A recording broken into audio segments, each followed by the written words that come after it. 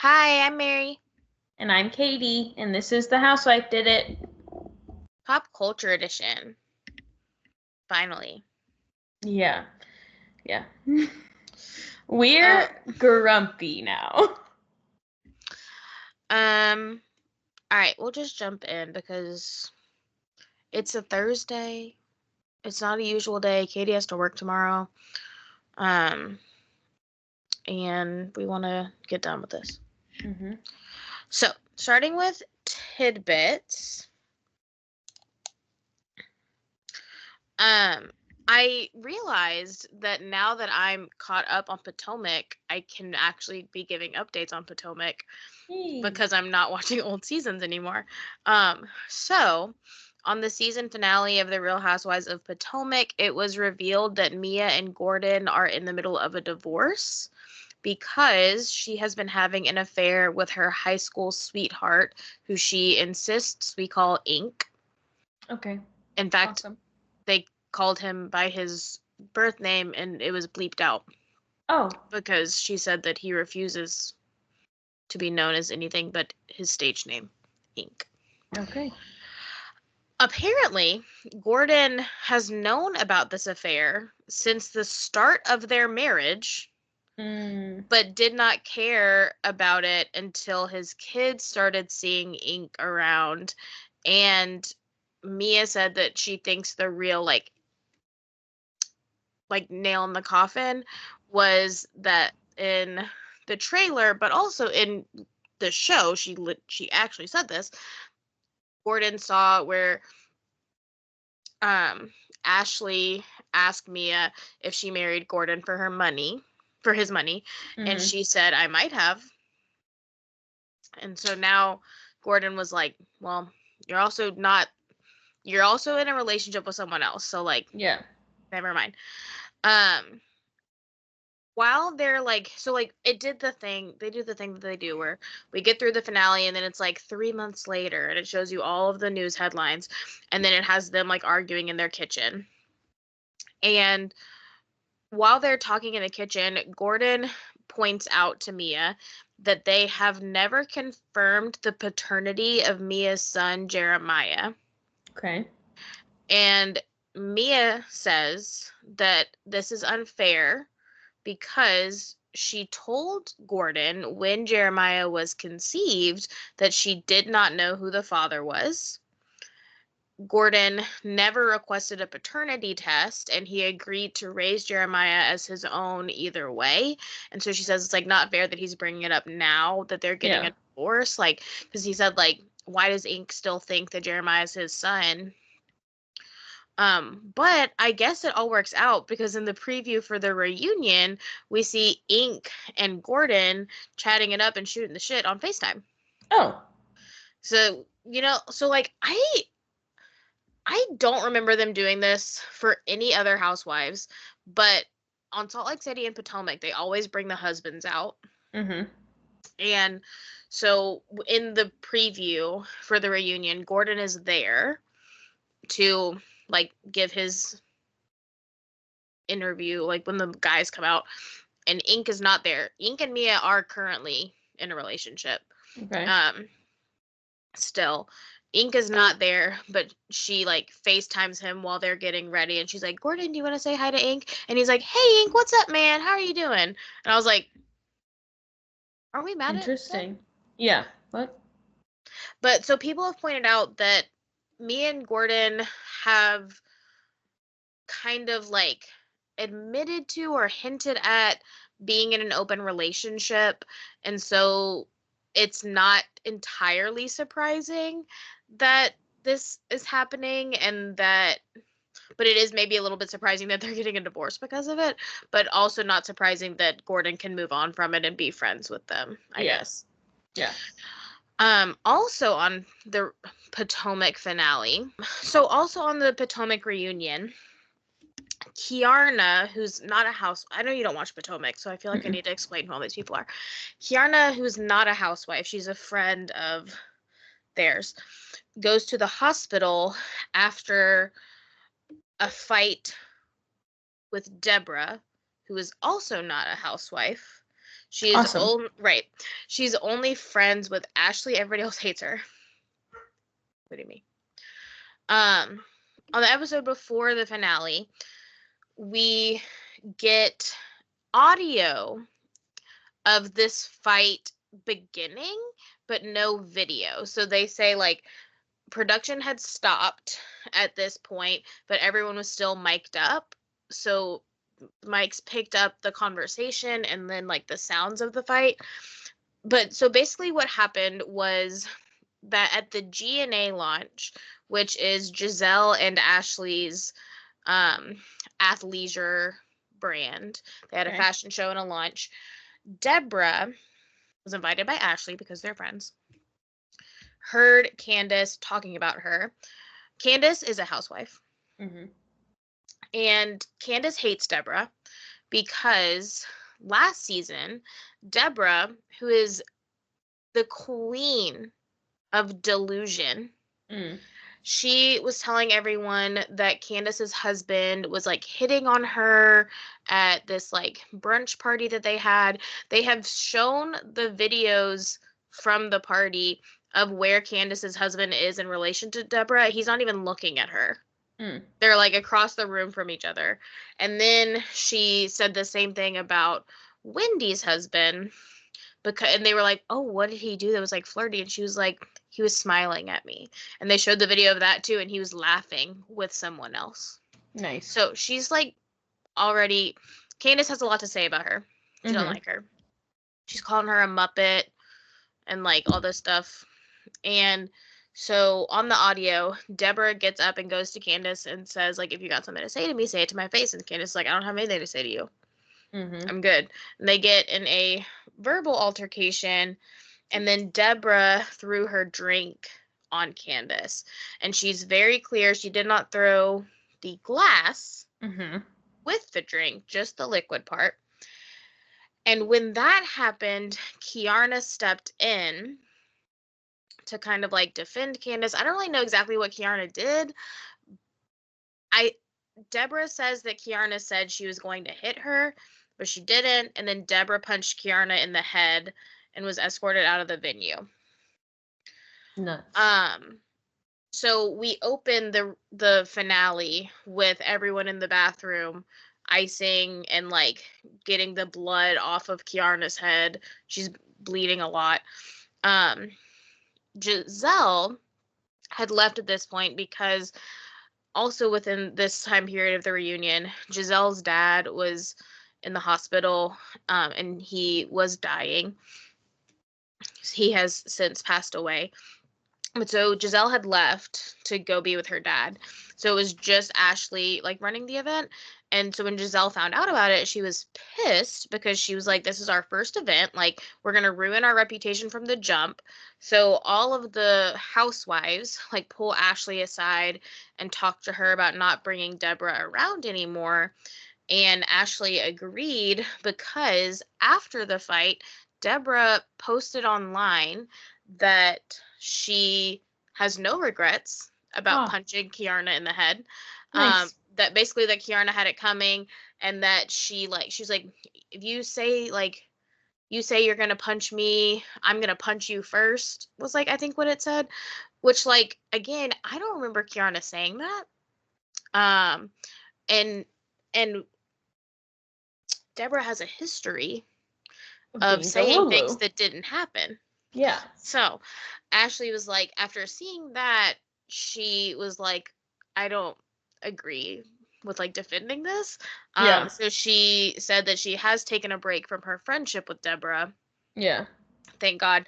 But I'm kind of hoping this kind of sets Kiarna up to be a housewife, because I really do like Kiarna.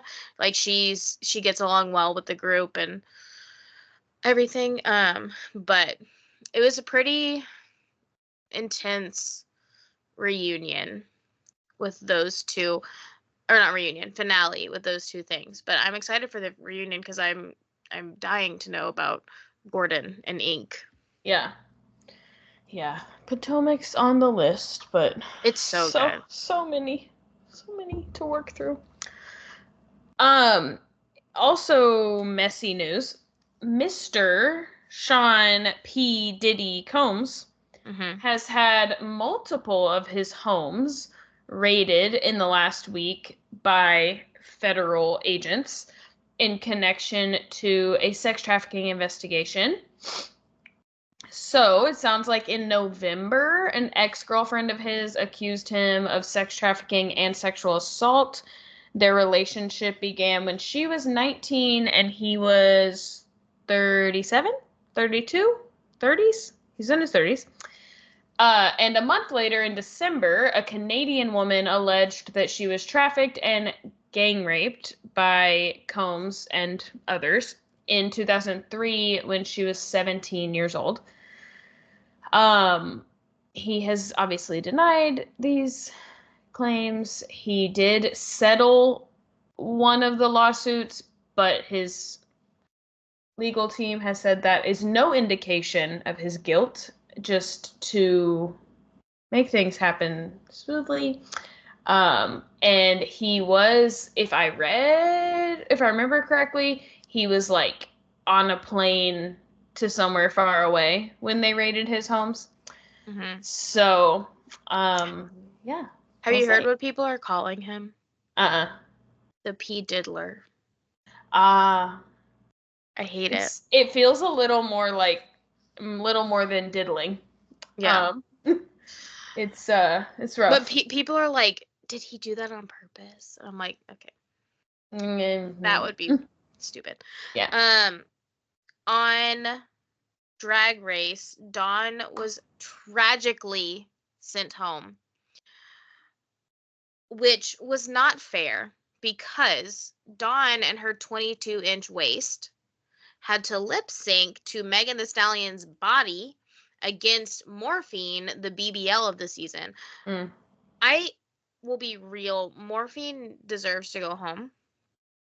I really was like disappointed that she didn't. Like, I feel like she's been in the bottom several times, and her and Dawn were the only two that hadn't won a competition. And they didn't really like have much to like negative to say about Dawn this week, other than like she got overshadowed by Nymphia, which like who wouldn't? Because Nymphia's obviously gonna win, I feel like, at this point. But so sad. We love Dawn. Some updates around Quiet on Set. We spent a lot of time doing Quiet on Set last week, so I wanted to kind of say what's happening. One, I didn't write this down. They are releasing another episode. Nice. So I'm excited to see what that one's going to be about. I think they said it's mostly more interviews with Drake Bell. Okay. But Ryder Strong and Will Friedle, who I mentioned last week, had written letters in defense of Brian Peck. They play Sean and what's the brother's name? And Corey's brother on Boy Meets World. They have a podcast called Pod Meets World. Smart. With, the woman who plays Topanga. And they attempted to defend themselves on their podcast. Basically, they said that at the time they wrote the letters in defense of Brian Peck, the situation had been framed to them by him as a, quote, hot young boy.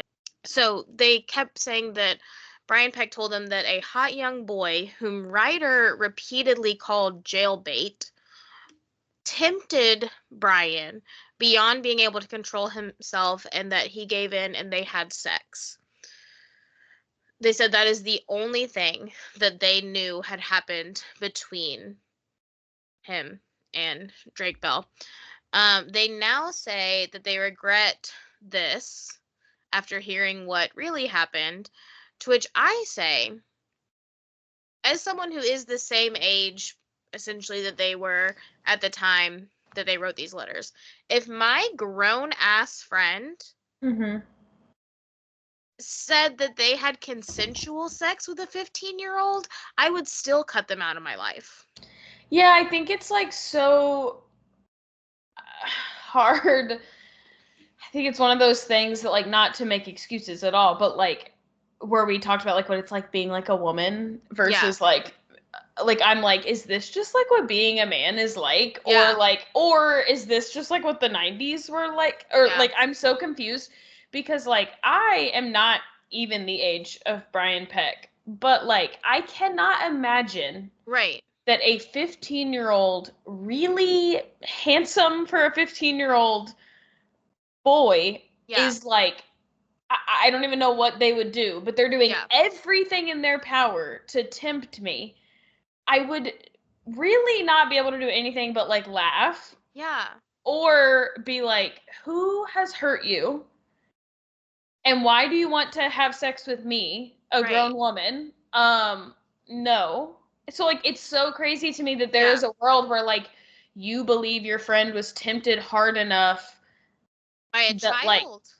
well, but because to me what that means is that all of you view children as tempting, Right. and so long Like as the fact that you got it, that you were like, "Oh, I get what happened." yeah, That's concerning to me.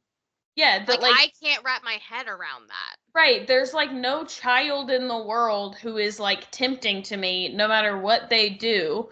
So it's like, yeah, the fact that all these men are like, ugh, oh my god, it's like, obviously it's still gross, but it's like Yeah. when people are like, oh my god, well, she was walking around in like a mini skirt, like it was so hard to resist. Yeah. Okay, maybe if she's like 30 and you're like 35, and you should still have better self-control, but like whatever, I guess. Yeah. But it's like, no, I don't get it. I don't. Right. Yeah. So So, like, is it just like this common idea that amongst all men, like, you have to work hard to avoid having sex with teenagers? right. And Whether they're I male think, teenagers, yeah. because in the documentary they told Drake's dad like, you just don't get it because he's gay. So like, Yeah. whether you like males or females, like, you, it's just so hard to say no to Yeah. teenagers. And It's like, like in trying to wrap my head around this, it just keeps getting like more and more like I disagree with this like I idea. Like don't, I don't yeah. understand it. Like I was thinking about like you and I are 20 months apart. Hmm. We were 2 grade levels apart in school. And distinctly remember that a boy that we had been friends with in high school who was in your grade, when I was a freshman in college, he was like, he was so kind. But he was like, I like think you're like the greatest person in the world.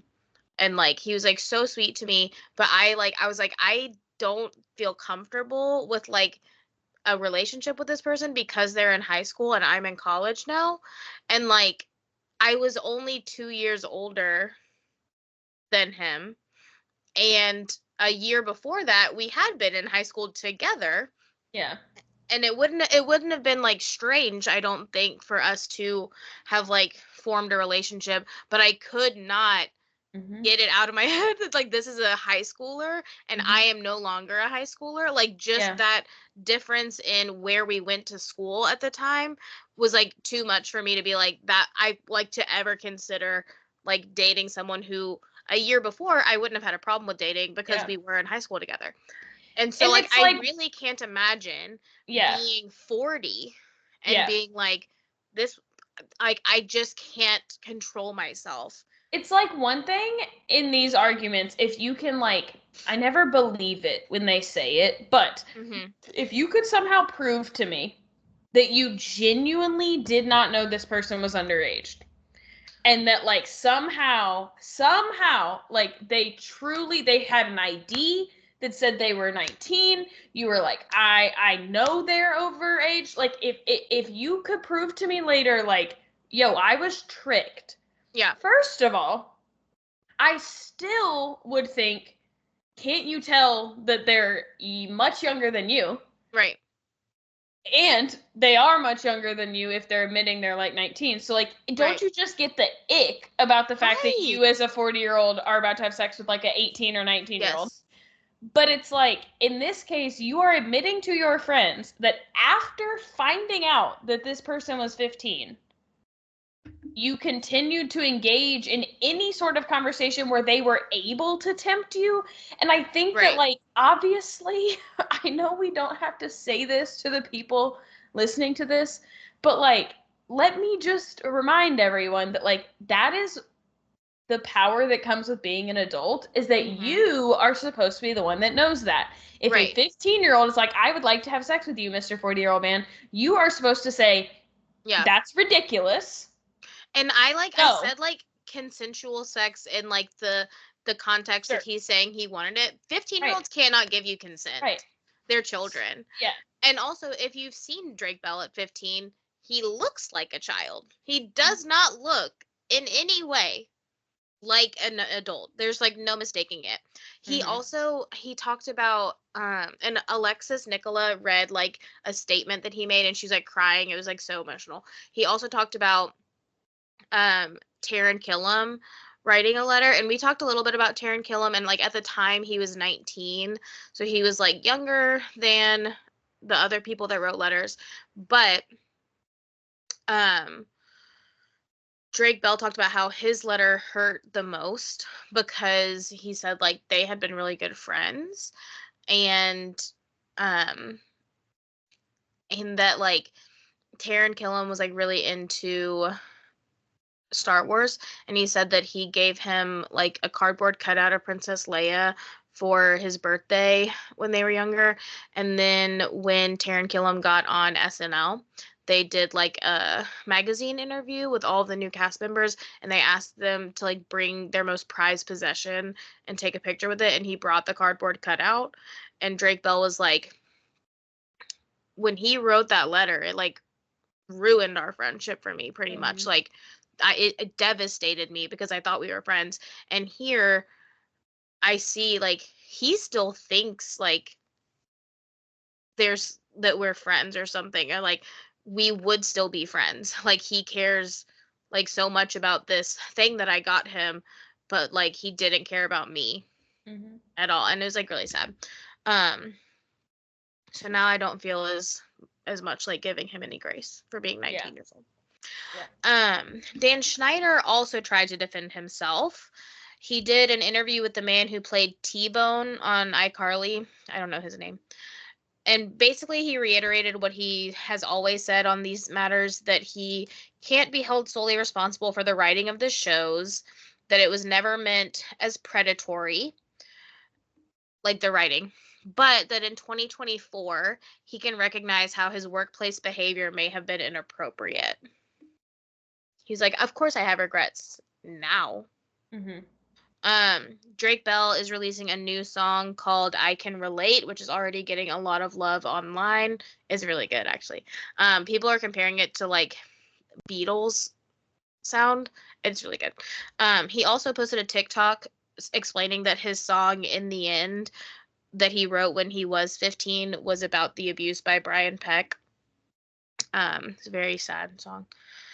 He also like did just like a quick video because he was like, I have seen all of you upset that Josh has You're not worried about me? that Josh has not said anything publicly, and he was like, I just would like it to be known that he has spoken to me and he has been very kind and supportive to me, and please let up a little. Yeah. Okay, this is like I think my favorite like topic, I guess, with this, because there's just so much going on here. But so the cast of Ned's Declassified School Survival Guide has their own podcast as well. And before watching Quiet on Set, but after it aired and was being very heavily talked about, Devin Werkheiser, who plays Ned, posted a TikTok that people took as a way of mocking Drake Bell, in which he lip synced to an audio of someone saying, Daniel, we told you not to talk about that. So it's like not him talking, he's just moving his lips. So he has since they on the podcast they try to defend themselves, and they said that the video was obviously about someone named Daniel, perhaps Daniel Schneider, because that's the name that they said, which is not how TikTok trends work.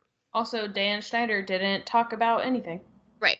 And you you don't get to change the names out when you do TikTok trends. But the reason I find this so interesting is because they've actually come under fire before. And so I was like, I'm already kind of like not interested in what they have to say. Because Lindsay Shaw and Devin Werkheiser, Lindsay Shaw played Mose, have talked very openly about their former relationship and how they were a lot of each other's first sexual experiences, and a lot of these sexual experiences took place on set of Ned's Declassified. But the reason people have taken issue with it is that Lindsay was 15 at the time and Devin was 13. So who are they taking an issue with? Basically, that like, which like they're That both. it was like allowed on set. That I like they think know people that should have like she stopped was it. too old, like that she should have known better, and he couldn't have. Is like their argument, which I think is like unfair because they were both children. Um, but I think that like the main issue is they talked about like the first time she gave him head, and it was on the set of the show, and the way it was talked about, I think, is what bothered people because it sounded like he had to be persuaded quite a bit. Okay. And so people were saying like, one, it sounds like he did not want to do it, but two, like you were older than him and like trying to make him do it. I don't know. That's what people's Yeah. making him do it would be a problem, yes. Yeah, But I I think think that like situationally, like that doesn't sound great. yeah, I do think a little bit of it is that like 13 seems so young. sounds really Yeah, young, but like if you said that a 17 and a 15-year-old right, were having sexual experiences together, no one would think that right. was weird. Um,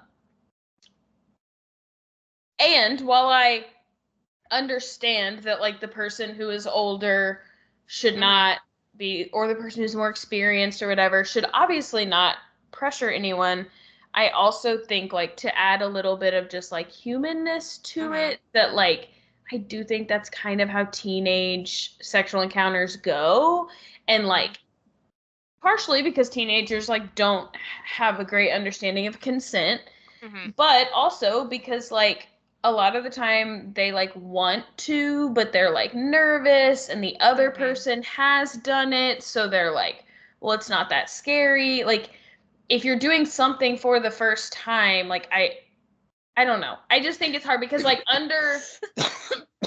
Sorry. under the law, like they're not any different. So like Yeah. I'm not like worried really about the ages.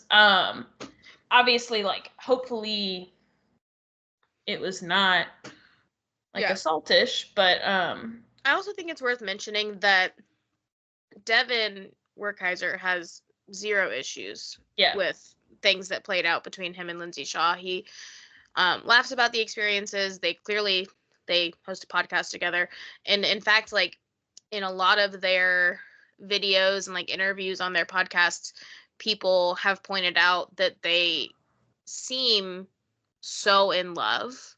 Mm. Like people really want them to get together now.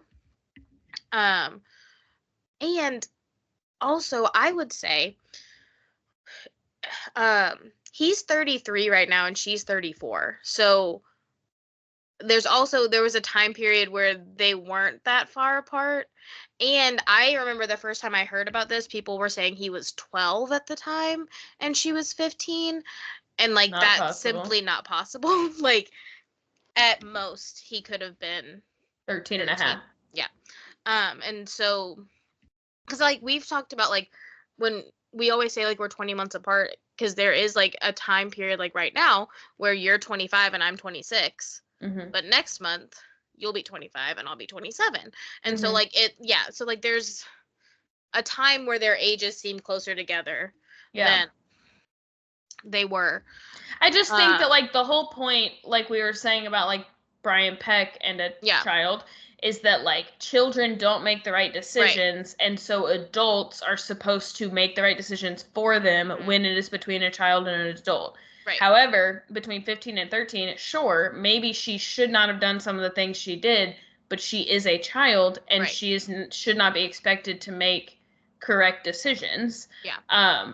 And so if she did pressure someone into doing things with her, while that's like bad and like something to learn from, there is a reason that Yeah. it is not criminal, because she as a 15-year-old cannot and should not, Yeah. she can't consent either legally, because they're both just basically some fools making And I think kid decisions. Yeah, and I think it was perceived by listeners as like persuasion or like pressure, but when they talked about it, I think it's kind of exactly what you said, that like he was like nervous or I've like never done didn't know this. what to do. Um or he like didn't know what to expect, I guess. And so yeah, I do think it's worth mentioning that he is not at all put off by this, bothered by it, traumatized by it. Um, but people also wonder if that's because maybe they're just insensitive and like they don't realize like the nuances of it, and that's why they're so quick to make fun of Drake Bell. Like that's people are connecting those things now. Yeah. But I digress. I don't care what people did when they were 13, to be honest. Yeah. Um, on Below Deck this week, Jared, who is the bosun, was fired for threatening behavior toward one of his deckhands. And one of the stewardesses, Kat, seems to have gone on a mental health leave. I'm not totally sure. She was crying and having a conversation with the chief stew, and he was like, "Your mental health is not good." And then she was gone. So I'm not sure if she's coming back or, but they are getting a new stew, and I think it's Camille, which will be fun because last season Fraser fired her, Mm. and he's still the chief stew. And also her ex-boyfriend is on the boat who Ooh. she cheated on, and he has a new lady. So Wow. they did that on purpose. Yeah. But so here's what happened with Jared. He has been really into Barbie this season, and originally she was into him as well, but over the past couple weeks she has gotten the ick, and she said like it's all gone. In this episode, Kyle, who's also been really into Barbie, he's been flirting with her. She's starting to come around to the idea of Kyle. So he invites her to a movie night in his cabin, and as they're canoodling, Jared comes in and starts yelling at Kyle about leaving his trash on deck. And this is like the weekend or like in between charters, so they have a whole cleaning day the next day, and Kyle's like, "I'll just get it in the morning." And basically Jared yells at him so much and so loudly that it wakes up Captain Carey, and he has to tell them to go to bed. And so then he pulls Barbie and Kyle into the where you steer the boat. And he asks them if they felt threatened by Jared's behavior. Barbie said she did not feel threatened, but only because it wasn't directed at her, and because she thought that it had more to do with her and Kyle being together at that time than the trash. But Kyle says that he did feel it was threatening, and so Jared was fired. Crazy. Yeah. Wild. And then this is what our dad was talking about. So they moved Ben up to be bosun for now, and they hired a new deckhand who was on the episode of Vanderpump Rules this week and sitting next to Katie. Oh. That's the picture Dad sent, and he was like, "What?" So that's interesting. All right. That was a lot of tidbit. Yeah. But luckily, Vanderpump Rules was not very interesting. So. I fundamentally disagree, but Well, we just didn't write a lot about it. Unless you've added something to it. I'm just going through a challenging time. It's fine. I know. But so let's get into the Bachelor finale. Okay. It was absolutely wild. Yeah. As per usual, both women got to meet Joey's family. They loved both of them, but his sisters admitted that they were more sure of Daisy because she seemed more confident in being ready for marriage. But they're like, we do love both Yeah. of them, though. You can't go wrong.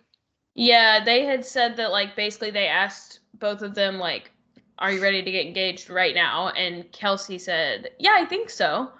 But she later clarified to Joey that what she meant by that was that engagement isn't just something she's, like, ready to do just to do it. Like, I've reached this time in my life, I'm ready for engagement to, like, check it off. She said, like, I am ready because it's you. And I think what she was trying to say to him was just basically like, I just like want to be with you. Yeah. Like, engagement or not, maybe I'm putting words in her mouth, but that's the vibe I got. Yeah. Is that But she also, meant like the engagement isn't really the most important part to me. So yeah. And Joey's made it like very clear to the women this season that he intends on having a lengthy engagement before getting married. So I also think that there's no harm in saying I don't want to get married right now. Yeah. I want to be engaged to you for a long time. That's fine. But I know want this you. man. Right. Yeah. On the final one-on-ones, Daisy tells Joey she loves him. And he basically gives her a monologue about not wanting to lead her on or get her hopes up, which in hindsight, he says was very obvious in saying that it wasn't her. Yeah. So she hears this and she's like, what the fuck? She Mm-hmm. tries to push through it, but says it just keeps becoming more and more clear to her that he is going to choose Kelsey at the end. And then on his date with Kelsey, he is much more reaffirming to her when she says she loves him. Yeah. So we had talked about that the rumor was that Daisy was going to go to Kelsey's room and say, it's you. I know it's you. And she does go to Kelsey's room, but not so much to like say it's you, but to kind of see like if they had the same experiences throughout the week. But once they start talking about their conversations with him, the discrepancies become really clear. And it's obvious, I think, probably to both of them, that it's Kelsey. And I'm assuming this is confirmed by production because they allow them to ride in the same van to the final rose ceremony. And I would have to assume that they're like, okay, Daisy, you're gonna go first. Get out first. Yeah. It was so like hard for me to discern like what was editing in this scenario because like I do wonder if Daisy was a little more like it's you, but they were like whoa, like we need you to still be unsure because then she also said in her confessional like, well, I don't know for certain that it's not me, and I'm like, seems like you do. And then something I'll say later also makes me think that she was pretty certain. But so I wondered, yes, if production said like, we'll let you get all the way there in the van, but we are going to have to tell you who it is. Or if Daisy maybe even said like, I'm going to go first. Yeah. Because like by this point I am positive. Yeah. And she didn't really say this, but I felt like she was getting at it. That like, even if it's not Kelsey, it feels like it's not me. Yeah. So like I still feel like I should leave. So maybe she even said like, I'm leaving no matter what. Or I'm gonna tell him that I'm pretty sure it's not me, so let me out of the car first. Although I do think that like obviously if it was her, production would have said, wait, don't do that. So she probably was like, "Oh shit, they let me go." No, they were like, "Kelsey, maybe you should go first." And she just Kelsey in her white dress is like, "What the fuck?" Yeah. So when Daisy gets there, Joey talks about all their memories together. Daisy does the same, and so then awkward. she says, I don't feel like it's normal for him to just like go first. I thought when, like, the men Yeah. propose, like, when it's men, like, the woman walks up, starts speaking, and then he replies and either gets done, but he, like, immediately she walks up and he's like, Daisy. And I was like, what Yeah. is happening? She says, but the thing is, you're not going to choose me. Mm-hmm. He's like, This turtle man. sh- um, she wishes him well, and then when he asks to walk her out, she says no, because obviously she can't let him walk her out because Kelsey is waiting for her at the van that they got out of together. I think I need to do this on my own. Yeah, I said, okay, sis. Um, Joey and Kelsey have a beautiful proposal. And as Daisy is riding away solo in the van, she delivers an iconic line. She says, if I can love the wrong person this much, imagine how much I can love the right person. So cute. Okay, so when Daisy went into Kelsey's room, Mm-hmm. did you notice Kelsey move over, like, papers on the table? I don't remember that. I probably wasn't paying a lot of attention though. Yeah. So she moves over what looks to me like two papers with writing covering both of them. Moves them over to the side or like turns them upside down. I assumed, and most people online it seems, assumed that they were like letters that Kelsey was writing to Joey Mm-hmm. to either like give him later that are like, I wrote these on the day we were getting engaged, or that were like what she planned to say. Mm-hmm. Um, but Joey and Kelsey did an interview on Chicks in the Office where Joey just started talking and he said, like, I wanted to really give Kelsey reassurance, and so I wrote her like a really long note. I think he said he wrote it in Malta. Mm-hmm. So he'd like had it for a little while. Um, that he wrote her a really long note, and at the end he said something about like, I see a wife like Mm-hmm. with you or in you or whatever. And he was like, but they didn't show it. And the interview girl was like, wait, are those the papers that were on the table? And he was like, wait, you did see that?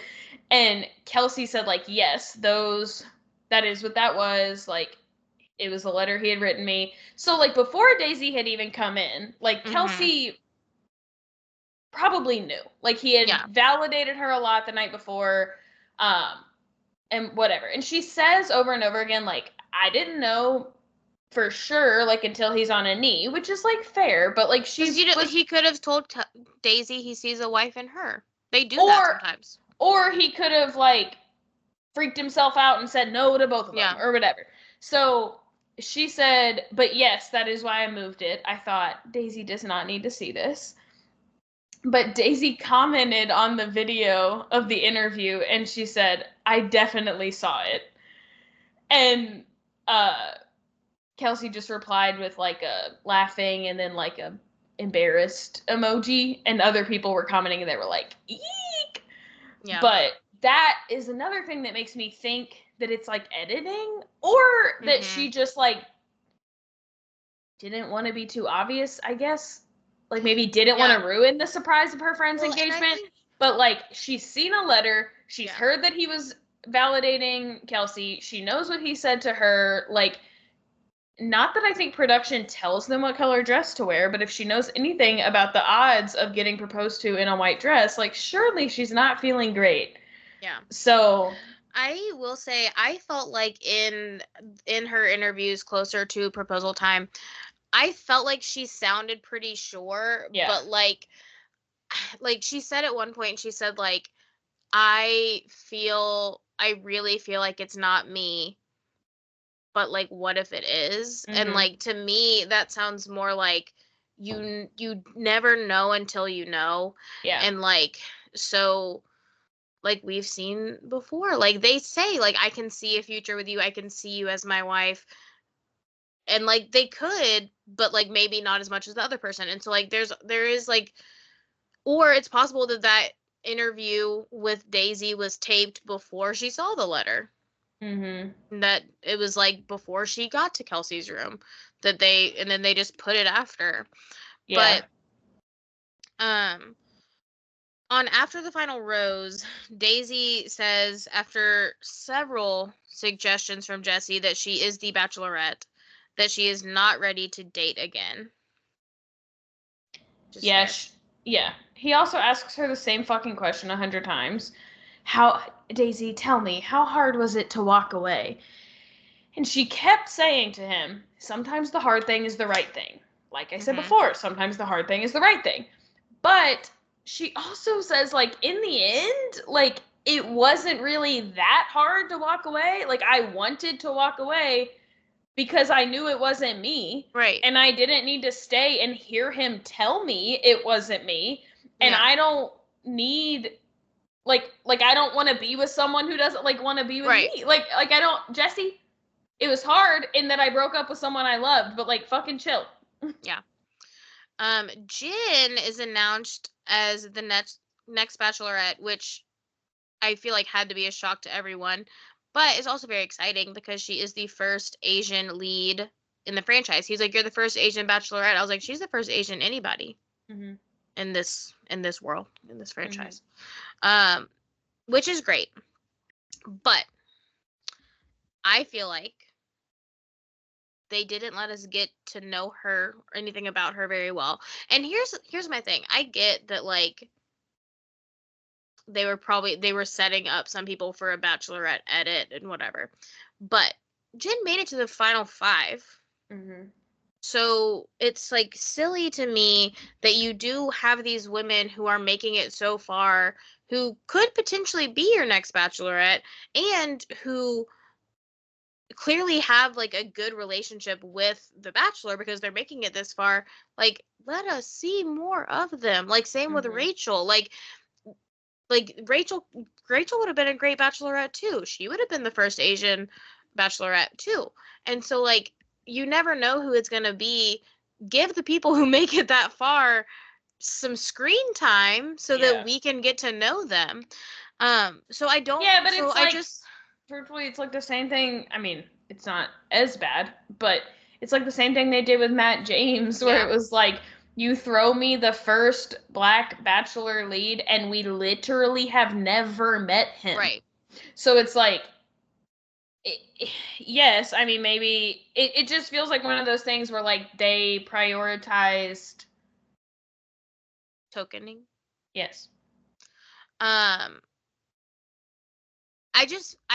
really do. I really liked Jen. I thought she was such a cutie and like she was She's sweet. gorgeous. Yes. But I just feel like I don't really know what we're getting with her. And I also feel like her interview with Jesse was kind of awkward. I think she'll be fun. Yeah. I worry she'll be a little too fun because a friend and I were talking about how much like she's like pushing like being a party girl and like shot o'clock and everything. But the shot o'clock thing was not. I was like, oh, not cute. I did not like it. Some potential cast photos have been released by ABC, and they said like these guys may be on The Bachelorette, which was weird to me. But there are some guys with dad bods, which I'm so excited about. Yeah. Have you seen? I saw a headline today that like either ABC's official page or Bachelor's official page has already mixed up Leia and Jin. No. And had to delete it. They don't even look alike. They don't. That's bad. I mean, could have been a worse crime if they mixed up like Rachel and Jin, but right. I hadn't heard that. Whoa. But I did see a video. I did see a video that Jen had posted, and she said like, I get this question a lot. She's like, I get this question a lot, like, do you get mixed up for other Asian women often? And she said like, I do. And she's like, and how do I feel about it? She's like, it's very disappointing. And she said that like her worst experience of it was like she had worked with this woman for a year, and the woman like could not remember her name or like who she was there. So I did not see that they had posted something that mixed them up, but I did see her post a video talking about getting mixed up with people. But it doesn't look like it's been since this was a month ago. So it's like not been like since announcing, but it was like during the season. Still, maybe which this almost is their is apology. Like, is that why she's the Bachelorette? Because you obviously can't make it Leia. Yeah. A lot of theories have come out online surrounding Jen being the pick for Bachelorette. And I find them interesting, but I also think, like, why can't we just let her be the Bachelorette? People have pointed out how Jesse said the second time Jesse brought Daisy out, which is weird in and of itself that she got brought out a second time. He said, "Who is your next Bachelorette? Could it be this familiar face?" And then brought Daisy out. And people pointed out also, this was the second time Daisy was brought out, and they had replaced all of the roses on stage with daisies. But then when he asked if she was ready for a journey to find love, she said no. So people are speculating that this was her turning down the offer to be Bachelorette, and that when they cut to commercial, they had to ask Jen at the last minute. I don't think they would ever risk asking somebody live. No, I agree. Allegedly, though, GMA, after hearing Jesse say that, made a post announcing Daisy as the Bachelorette and quickly had to take it down. Basically, they misunderstood Jesse. Yeah. And they were like trying to move so quickly to be the first to announce it, that they thought, and other people thought, it was supposed to be Daisy, and that there was like a last minute switch. And when he brings her back out on stage, there's actually it panned to Rachel and Maria, and people are like reading Rachel's lips, and Rachel says she isn't doing it right. Yeah, I saw her look really confused. Also, how would they have had all the shots ready and in the crowd if Jen was like, so I know it's not that hard to get shot glasses and film them, but like they asked her, she says yes, they seat her, she's there dressed for what reason, and they pass out shots, all of that in the commercial break. I don't know about that. I thought that too. I was like, I can't see them actually asking Daisy at the last minute, but like maybe there's a world in which Daisy was supposed to be the Bachelorette, and then she said she wasn't ready, and they were like, well, never mind. We got to pick someone else now. But yeah, they had all these props ready for Jen.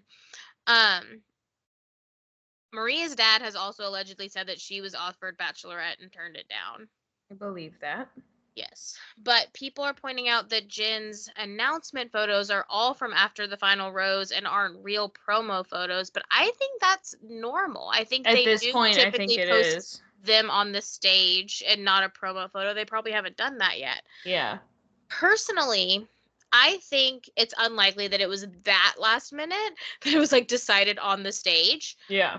And that I think Jesse was just like talking. I think he was just teasing. Yeah. I think that he didn't realize how confusing it was going to be. But I would not be surprised if Daisy and Maria were also at some point offered the position. And they turned it down. Yes, and Jen was a backup plan. I think that that's why it's like, I wanted it to be Rachel. I think Daisy and Rachel, it was too fresh for them. Yeah. Possibly even Maria. She was pretty devastated. But I also think that like Maria's got like, she's probably like, man, I could do some other shit. Yeah. With also, this popularity. I think I could see Rachel turning it down based on what people are saying to her online. Yes, yeah. I said that too to Billy. I was like, she said, oh, hell no. Y'all are not going to get to see my family and, like, watch me for an entire season. But people are also speculating that Daisy was not offered a chance to be Bachelorette because of the music video. That it was so wildly inappropriate. I mean, and disgusting It is inappropriate for ABC, but that they would not let her be Bachelorette because it was a bad look. yeah, They changed every rose on the stage to a to a daisy. daisy. But I think they're still like fans of hers, Right. at They least. love her. Yeah. This was one of the first times ever that I've gotten to see like a lot of basically like after party content. Now, first of I all, agree. spoiler for me, maybe I'm just a naive girly, but they're posting like from the bar and they're posting Kelsey watching Kelsey on the TV. And I said, I thought this was live. Yeah. What in the fuck? What? Well, but we also have to consider where they are time-wise.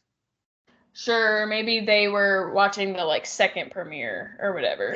Because Yeah, they likely would have been in LA. California, Yeah. which does get it an hour late. Yes, that's true.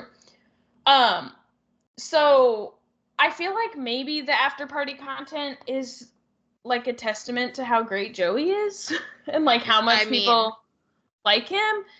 So it looked like there was a get together with lots of people, but the notable people to me were Charity, Dotun, Leia, Rachel, Daisy, Joey, and Kelsey. So like the fact that Rachel and Daisy are there, I think is like pretty major. Um, they made a lot of funny videos. They were on a roll. My favorite was not even like a it was my favorite too. was not even one of the like planned like reels that they did, but Rachel posted a story of Leia and Joey doing peep the nails, peep the hair, peep the dress, and then Joey's like clearly drunk in this, but as Leia walks off, Rachel says, "Now send her home." And Joey thought it was hilarious. He's like, I was like, this is so weird. But everyone, including Joey, is a little drunky. It was fun to just like see them like celebrate. There's like videos where like just kind of in the background, Kelsey and Joey are cuddling, and it was cute. I loved in his like post about him and Kelsey, the picture he posted that was like clearly after, like right after the proposal, and the like drinks in their hands. I was like, I love this. Like they're just chilling. Like and not like what do you do after that? Yeah, and not like the champagne glass drinks. Yeah. Like it was like, yeah. Also, in all of their press and a little bit after the final rose, this is the first, correct me if I'm wrong, but this is the first lead that I can remember being so forthcoming about the fact that he like knew who he was gonna pick for a while. Like Rachel Rekia? No. Rachel. Lindsay wrote a book, and she had like kind of basically admitted that, and it was like piping hot tea. Yeah. So he like basically he said on one of his interviews after, like, yeah, it is a part of the show that like and you kind of have to fake it after a while. And he obviously admitted that he was trying to let Daisy down easy. He didn't realize it was so obvious, but he was trying. But in past seasons, they kind of like swear up and down, like, I did not know until the last second. And that's like obviously largely partially because of the show, like wanting to maintain the integrity of the show and like not admit that they have these people like lie. But we've also seen like runner-up people get mad in the past and say to the lead, like, if you knew, you should have told me. Like, even if you knew last night, you should not have let me get dressed in an engagement outfit and walk down here. Like, you should have told me. And I just think it's like interesting that he's not getting, I agree with this. Like, I don't think he should, but I think it's interesting that he's not getting any flack for that. For like admitting, of course, we already know this. It's not like new, but like I'm surprised that the show is just like letting him. Yeah. And I'm surprised that like Daisy and Rachel aren't like, oh fuck, he's known since hometowns, or that people aren't saying that. Like, I don't know. It's kind of refreshing. But it does like suck. Kind of the same thing we've said about Love is Blind, to know that like a lot of them have to like contractually go to the altar. Mm-hmm. But like, what are the odds they literally don't know until they're standing at the altar and they let their person get all the way through their vows? Like, it does suck. But a nice little crossover into our next section. We were watching, and Billy goes, "Oh my god, that's so funny. I thought he said Vanderpump Villa." And I said, no, he did. Because it's on Hulu. Yeah. Sammy said something about that too. But I don't remember what it was. So, Vanderpump Villa is out April 1st. Yeah. I do think I want to watch it. I do too. I hate that it's on Hulu. I didn't think I would, but I know, yeah. So, on to Vanderpump. Good news, Ariana has bought a new home. So now Lala can shut up. Mm-hmm. You will witness a change in me. I feel like I'm watching like a couple fight at a party. We are not a couple. I bet that's how it feels like. That's not how a couple anymore. It is. Ariana has also been announced as the permanent host, or permanent, I mean, but like the whole not a season, guest host like she was last time. Yes, the host of Love Island USA, replacing Sarah Hyland. And then a tragedy has struck in my household, and this Lala stuff really has me heartbroken. Like, seriously, the amount of like times this week that Billy will just say like, "Katie, like, I'm really sorry about Lala." And I'm like, "What do you mean?" He's like, "I just know this is really hard for you." It is very hard for me. I'm sorry Lala's being an asshole. Yeah. I am obviously unable to defend her. Yeah. I could be at a point where it's totally over for me. I was listening to chicks in the office say, like, we'll have to see the reunion to see her side. And it's like, I just don't know. Like, now, here's some minor things, okay? So we're watching the show, and she's befriending Tom Sandoval again. Then I watch the after show, and she's like, I don't know why. Man. She's like, I don't know why I fell for this. He's doing exactly the stuff he said he wouldn't do. So it's like, on the one hand, it's like good to see like, oh, okay, maybe she like regrets what she did during the season. But then she's doing stuff in real time that I am like, I don't know what to say about this. Yeah. She says that her and Katie have beef. Katie says she does not know what Lala is talking about. Lala says that Katie must have amnesia. Then she posted a story, which I thought was like kind of disgusting. She said, maybe I'll be friends again with Katie when she decides not to be miserable anymore. But then she has to add some bullshit. And she says, I didn't think I was going to post this because I love Katie's mom. Sorry, Tare. Fuck right off. Yeah. Now, obviously, people are also speculating whether or not her and Ariana are still friends. I would venture to guess that they are not. Right. Or not close. However, for some reason, while she is balls to the wall telling everyone she hates Katie, she is avoiding answering the Ariana question at every turn. And I don't know if that's just because she thinks it's more popular to hate Katie, and she knows like it is not going to go well to say, or if she's trying to like save a storyline and like let us see it in action. But I whole think the like way she's not God thing, yes. But Lala and Ariana both said like that is not how she meant it. Like you'll have to wait and see. So it's like, it's weird to me that you would go so hard to defend, like, it was not a mean comment. We were not in a bad place. And then now you are in a bad place. Like, I don't know. I'm so confused. But I was going to say, I think based on how people responded to that, I would not be surprised if she doesn't want to admit that she's not friends with Ariana because she doesn't want people to be mad at her. Yeah. On the show, Schwartz reveals to Lala that he and Scheana made out in Vegas about 10 years ago when he and Katie were dating. So Lala like gets this information. She literally is like, you're just gonna skip over that?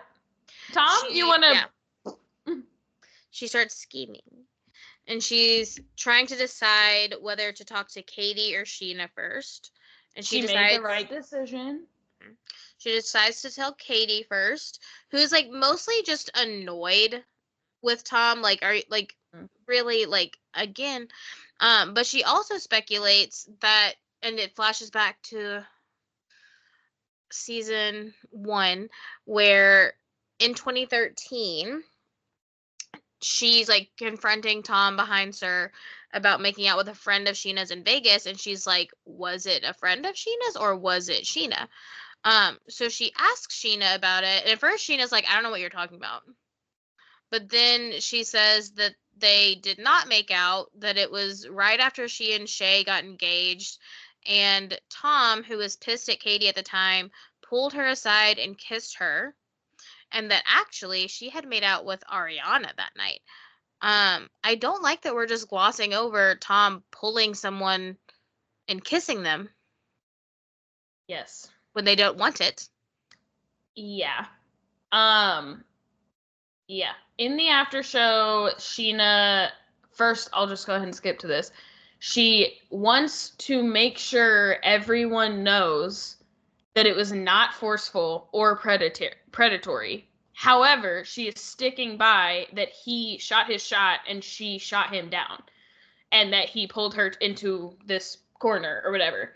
Tom is like annoyed in the after show because he's like, why is she acting like I did something like bad? Like, that's so not what happened. Mm-hmm. And then Katie and Ariana struggle with like, you're trying to tell me that Tom Schwartz is like the aggressor here? Like, Katie said, Ariana said, has that ever happened to you, Katie? And she said, no. But also in the after show, Scheana says that he instigated, she turned him down. But then she says, I just didn't feel the need to tell Katie when he had already made out with A, B, and C girl that he also made out with D. So did you make out or did you not? Right. Are you the fourth girl he made out with? Or did he attempt to kiss you and you wouldn't let him? Those are not the same. She says that she never said anything because, like, she had just gotten engaged. It was also, it seems like kind of a weird interaction, but mostly she says she was afraid of Katie. In the after show, she says, I didn't tell her because I wanted them to work out and because I didn't want to add to like the list of what Tom had done to her, because like this was just a stupid mistake and I didn't want to ruin their relationship with this mistake. Maybe to prove her point, but also, I guess, Katie says that she thinks, I disagree, but Katie thinks that if she had known, she says that like him making out with strangers was one thing, but if she had known that he was out there trying to kiss her friends just to hurt her, she thinks she would have dumped him. Again, who knows? 2013 Katie? No. But I just like, this is like another reason that like Scheana is absolutely not a girl's girl, that she thinks it is the better option to she's like, this is me being a good friend. I didn't want to hurt Katie, so I let her marry a man who tried to kiss her friends behind her back just to piss her off. And what a good friend you are. If Katie, with what Katie says is true, that she would have dumped him, imagine the lifetime Scheana could have saved her if she had told her. Yeah.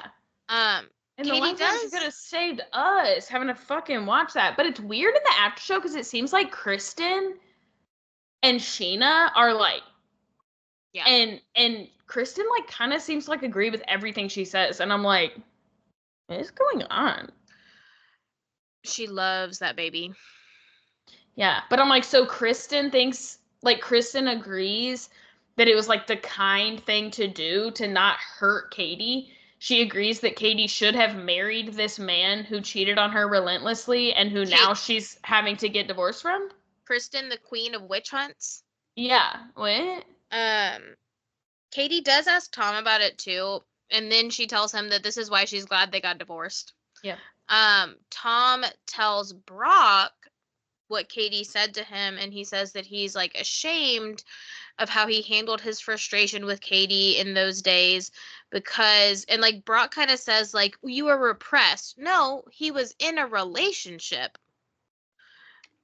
But whatever. And like, I love that Brock is like, it's so not a big deal. Yeah, because you weren't dating Scheana at the time. To Shay, Yeah. it might be a big deal. And to Katie, it might be a big deal. So Brock's like, you were just repressed and like you had to let it out. He wasn't repressed. He was in a monogamous relationship that he could not handle. Right. And so basically he dealt with all of his frustrations with Katie by cheating on her. Mm-hmm. And then Brock, much to Sheena's dismay, might I add, debatable. tells Tom that Katie needs basically to check herself before she wrecks herself because he was like, she was with your boy. And I was like, Sandoval? I know. I was like, your Brock, you're ridiculous. No, like, she was not. With your best friend. I was like, basically he tells him, not basically, he does tell him this, that Scheana was tracking Max Boyans's location after James's DJ gig, and that he was at Katie's apartment all night. And then when Scheana checked it again the next morning, he was still there. So Scwartz is in shambles. He says, Katie, that is my best friend in the world. What fucking planet? Billy said the same thing. I do think they are best friends. I think Max is just not on the show, so we don't see it. Like the way they described it was Tom was like, I was literally hiking with him that day. And it was weird because on the after show, like Jax had a lot to say about Max and like times they hang out. So I feel like Max is like more in the group than we think. Yeah. But whatever.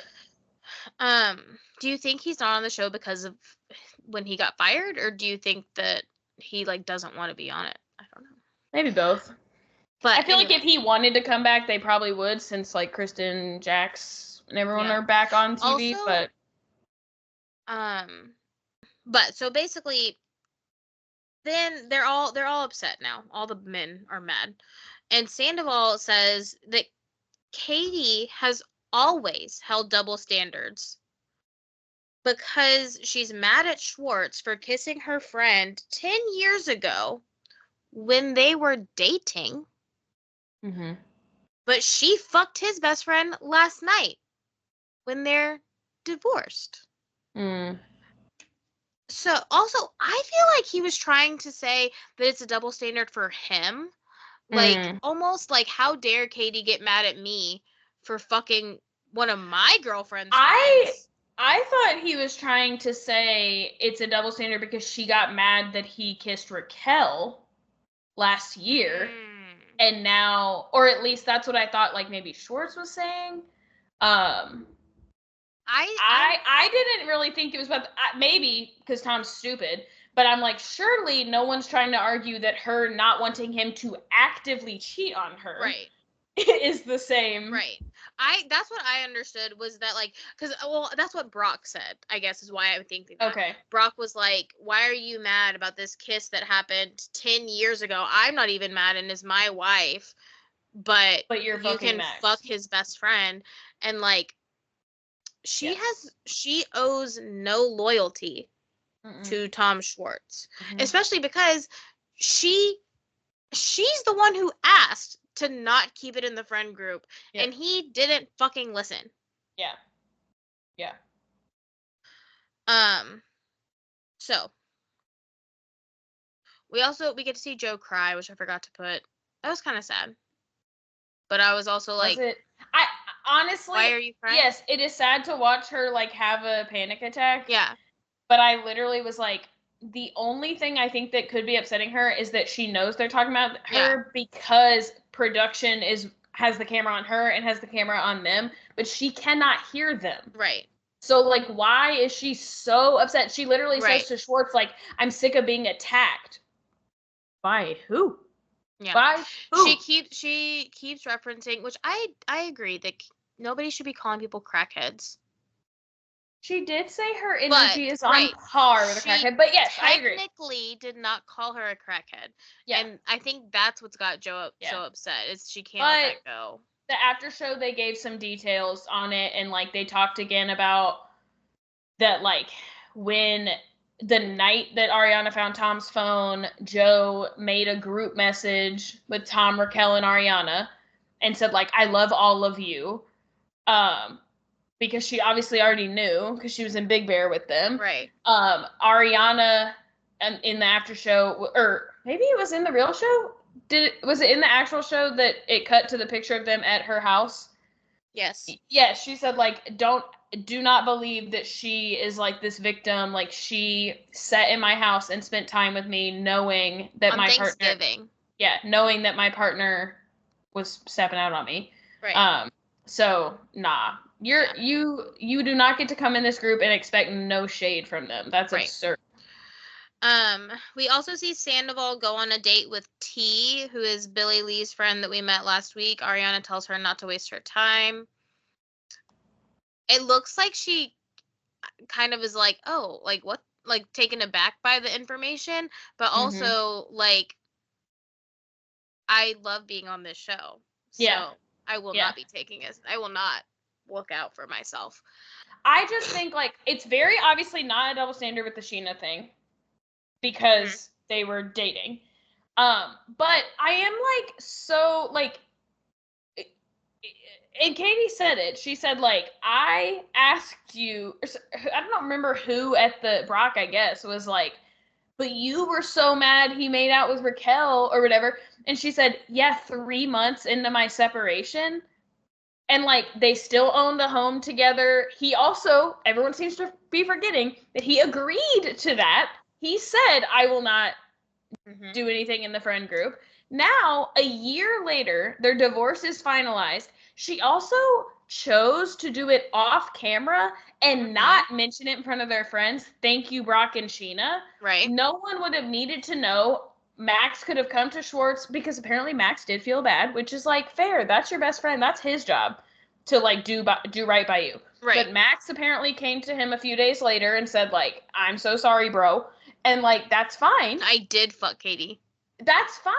But like that all could have been handled off camera and Schwartz never would have had to be embarrassed. Right. Like if Schwartz wanted to bring it up, he could have, but like it's so crazy to me that Brock and Scheana get to come in here and stir up shit and then be like, Katie didn't even care if you knew, like it's, and you will not convince me that Scheana did not want it to get out.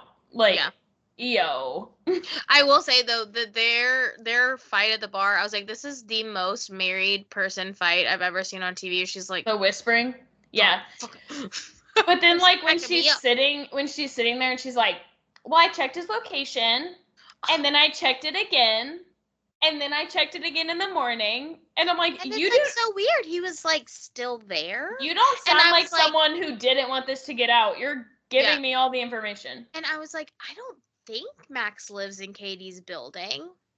Kristen said on the after show, she said, I was just glad you didn't think he was with me because Kristen lives in Katie's building. And she said, I did for a second, but you're dating Luke. Okay. So speaking of Luke. Yeah. Looking at the Valley, after we ranted about how cringy it was to watch Jesse and Michelle, we found out that they actually divorced before the show even aired. Nice. Good to know. Good for them. Mm-hmm. Jax and Brittany did an interview together to promote the show after the premiere. I didn't watch the whole thing, but I did see like Brittany basically said like, we just grew apart. Like, do you agree? And he was like, yeah, I guess so. On the episode, Jax takes Kristen out to lunch to apologize for how he spoke to her at the party, and he agrees to try to get to know Luke and to befriend him. Let's put it out here right now that Kristen did not ask him to do that, at least from what we saw on camera. She just said, do you know his last name? And he said, I will get to know him, and I will learn his last name. Also, we see Kristen and Luke discuss Jessie, like, tweaking her nipple, and how it made her uncomfortable. And Luke is like, oh, I want to talk to him about this, like, man to man. Mm-hmm. They have a What guys' are your night. thoughts on that? I'm trying to decide, because on one hand I'm like, you're mad at him because he did back to you what you did first to him. And I think the part I have a problem with is her saying, but we're not close enough for him to do that. Right. But you were did close it. enough Right. for you to do it? And I think that, like, and I think what Jack said at the lunch is exactly what she's thinking. He said that would be like if you grabbed his dick. And it's not. It's not. And I think that's where they're getting uncomfortable. It's like, it's okay if I do it to him because he's a man, Yeah. but, like, he shouldn't be touching my nipples, which, like, but I did kind of in agree. some ways fair. Like, I think, like, yeah. I did agree with Jason's assessment when he said, like, it just feels like a woman's nipple is an elevated position to a man's nipple. Yes. And sure. So, like, I do see where it's different, but her reasoning behind being uncomfortable, I think if she said, like, yeah, I did it, I didn't expect him to do it back to me, and once it happened to me, I regretted it, yeah. Yeah. But I do agree that her reasoning is, like, skewed because she did it first. Yeah. But so they have a guys' night, and Luke does talk to Jessie about it. I don't remember how that conversation went, to be completely Jessie honest. said, I don't remember doing it. I'm not saying I did it. I just am saying I don't remember. But the main issue, the reason I don't remember this, is because the main issue of the guys' night is that Jax invited Alex, Kristen's ex-boyfriend. And Jax is, like, trying to, like, reason with Luke, and he's like,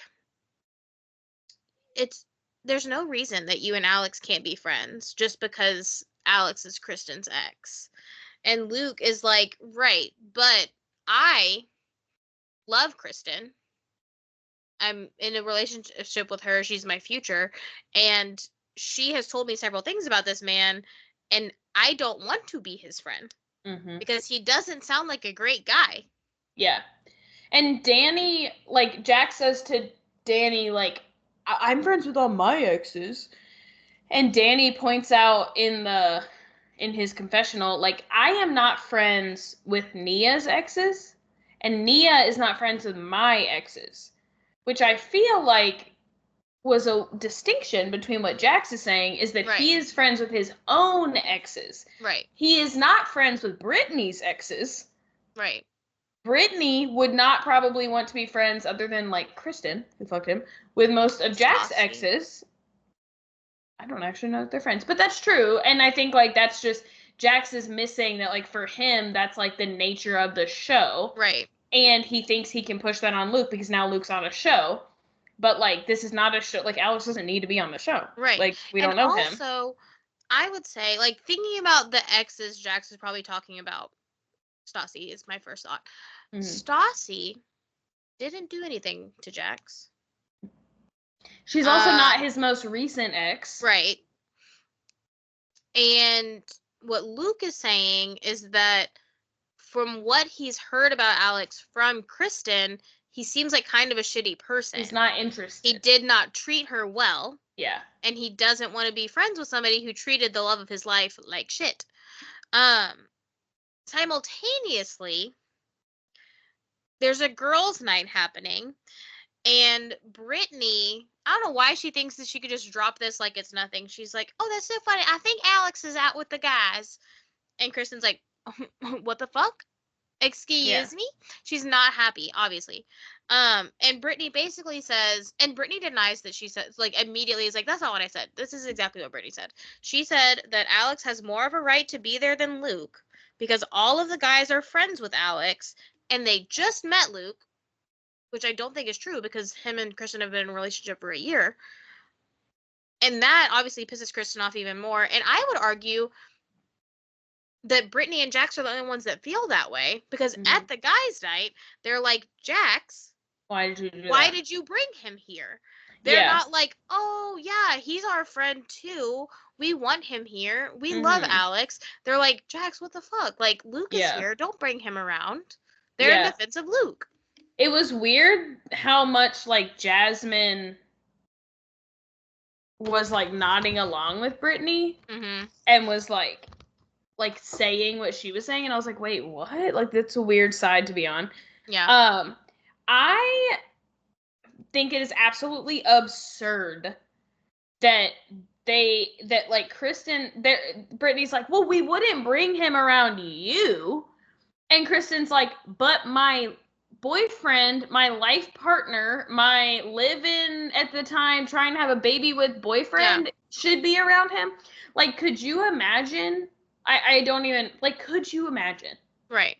Like, you hanging out with your husband's ex, but being like, we're going to be friends. Can't. We're going to be best friends, but I promise she won't be around you. I truly can't imagine that because my husband has no exes. But I don't think I would like it. You have to ruin everything. I need you to imagine. I'll imagine it the other way around.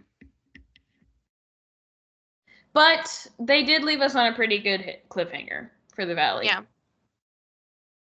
So I guess I'll be back. Yeah. I do agree that the trailer for the rest of the season looked good. Yeah. So I'm excited. Yee. But yeah, that was it. Woo! I wish we could tell you what happened on Summer House, but we can't because it's on right now. Yep. So sorry. So hopefully it's nothing crazy. Yeah, I will be mad. Yeah. Okay. All right. Bye. Bye.